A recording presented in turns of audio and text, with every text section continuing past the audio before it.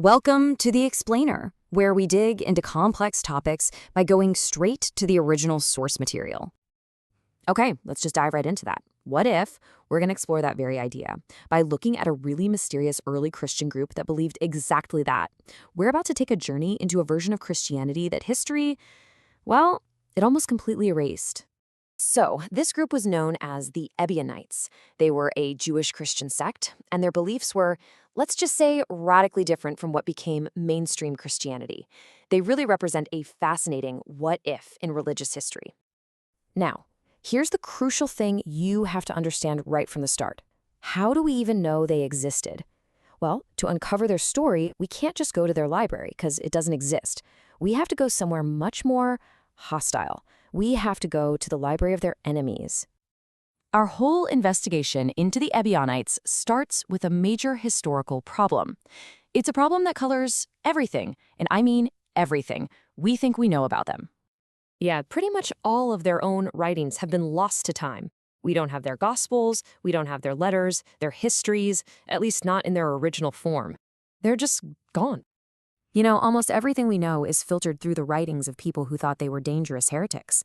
It's kind of like trying to understand a political candidate by only reading their opponent's attack ads. You're just not going to get the full picture.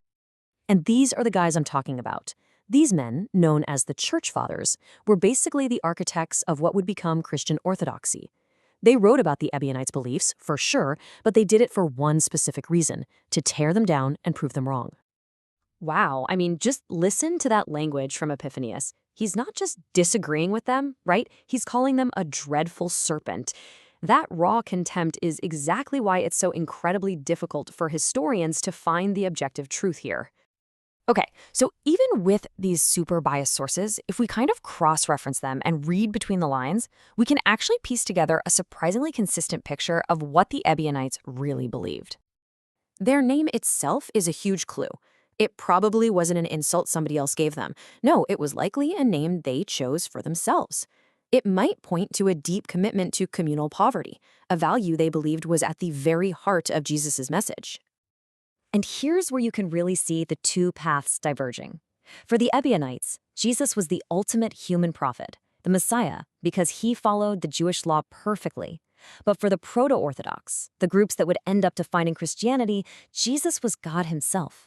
And the Apostle Paul? Oh man, to the Ebionites, he was a total heretic who abandoned the sacred law of Moses. So basically, they lived as observant Jews who also accepted Jesus as the Messiah. This meant they used only their own version of the Gospel of Matthew and rejected all the others, and especially all of Paul's letters. And all of these beliefs have led to this really fascinating and pretty controversial theory about where they actually came from. And this leads us to the biggest, most provocative question of all. What if the Ebionites weren't some heretical offshoot? What if they were the original form of Christianity, the direct descendants of Jesus' very first followers in Jerusalem? So, people who back this theory, they point to verses exactly like this one as direct evidence.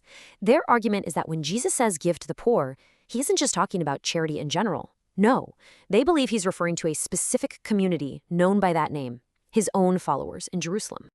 You can see how the logic builds, right? It's pretty compelling.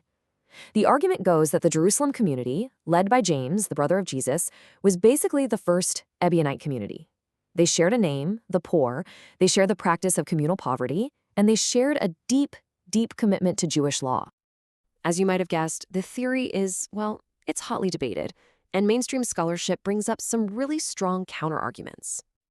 And this is where the theory starts to get a little tricky. Critics point out a few key problems. First, the linguistics of it.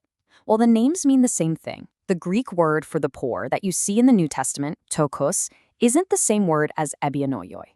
Then there's the huge time gap. We're talking over a century between the Jerusalem church and when Irenaeus first clearly describes the Ebionites.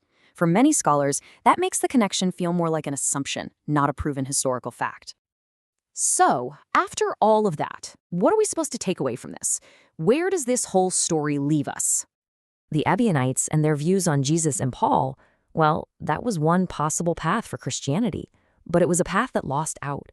It lost to the proto-Orthodox version that eventually became the official religion of the Roman Empire, and because of that, their story was pretty much suppressed.